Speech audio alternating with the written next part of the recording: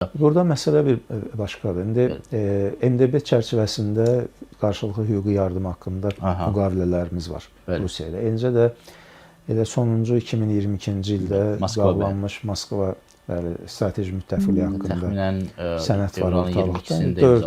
4 il olacaq. 4 il olacaq. Və hüquqi yardım haqqında həm müqavilələrə müvafiq olaraq da, həm də beynəlxalq konvensiyalara müvafiq olaraq Azərbaycanda cinayət törətmiş, Azərbaycan dövlətinə qarşı cinayət törətmiş şəxs Azərbaycan tərəfi Rusiyadan istəyə bilər və Rusiya tərəfi həmin müqavilələr əsas ona verməlidir. Verməyəcək bir başqa məsələdir, amma məsələnin digər tərəfi də var. Abbas Abbasov çox böyük ehtimalla artıq Rusiya vətəndaşlığı alıbdır və Rusiya vətəndaşlığı alıbdırsa, Rusiyanın onu Azərbaycana təhvil verməmək hüququ var.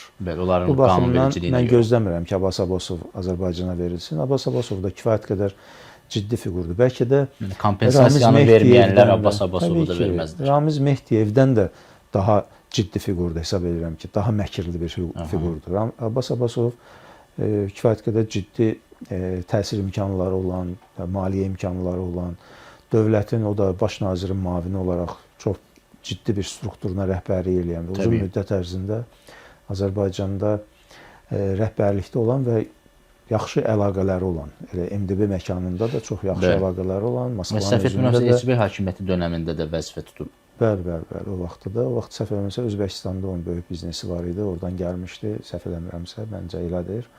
Və sonraki dövrdə də Abbas Abbasov kifayət qədər, o da elə kölgədə olan bir rəhbərlərdən biri kimi də o vaxtda fəaliyyət göstərirdi. Sonradan da bu Milyarderlər İttifaqı formalaşanda, Milli Şura formalaşanda da onun fəaliyyəti göz önündə idi. Yəni, adios fiqurlardan biridir və heç bir halda inanmıram ki, Rusiya tərəfi özünə kompromat verə biləcək şəxsi Azərbaycan tərəfinə versin ki, rahatlıqla götürün istintaqda onu mühakimə edin, bütün məlumatları, əlavə məlumatları da, bilmədiyiniz məlumatları da onun vasitəsilə alın və Rusiyanı ittiham edin bu məsələlərdə. Heç vaxt verməyəcəklər, amma təəssüflər olsun ki, Azərbaycana xidmət etməli olan bu şəxslər Azərbaycan əleyhinə fəaliyyət göstəribdilər, digər dövlətin mənafelindən çıxış eləyərək xidmət göstəribdilər əslində və öz şəxsi maraqları, öz siyasi maraqları naminə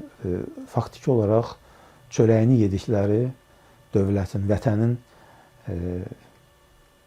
kimlərinsə əlinə düşməsinə və faktiki olaraq öz vətənlərinə xəyanətdə bulunubdular və bu da bundan böyük cinayət yoxdur və bu cinayət və bu maddələrlə ittiham olunan şəxslər özlərindən sonra gələn nəsillərinə də çox böyük qara ləkədirlər. Ləkə qoydular. 37-ci ildə baş verən hadisələr, ondan qabaq 18-ci, 20-ci ildə baş verən hadisələr, onların nəvə nəticələri bugün necə utanırlar öz babalarının törətdikləri əməllərə görə, eləcə də bunların onu nəzərə almalıdırlar və gələcəkdə də mən inanıram ki, bundan sonra Azərbaycanda belə hadisələr baş verməyəcək. Çünki Azərbaycan əvvəlki Azərbaycan deyil, 5 il əvvəlki Azərbaycan deyil.